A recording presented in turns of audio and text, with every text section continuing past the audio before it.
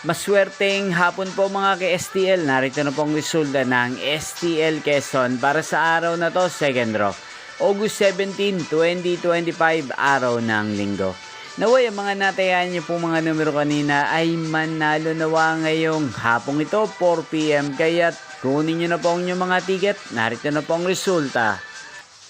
Ang mga numerong nanalo sa STL Quezon ngayong hapong ito, August 17, 2025. 4 PM, second draw. Result 38 at 13. In exact order again, 38 at 13. At ngayong hapong ito sa STL Quezon, atin pong i-shoutout si Ate Lorena ng Quezon na araw-araw din pong nanonood sa channel ito. Shoutout po sa inyo, Ate Lorena. Sana po ay nasa maayos kayong kalagayan. Inyo pong napanood ang resulta ng STL Quezon. Magkita-kita pong muli tayo mamayang 8 PM para sa third draw result ng STL Quezon. Thank you for watching.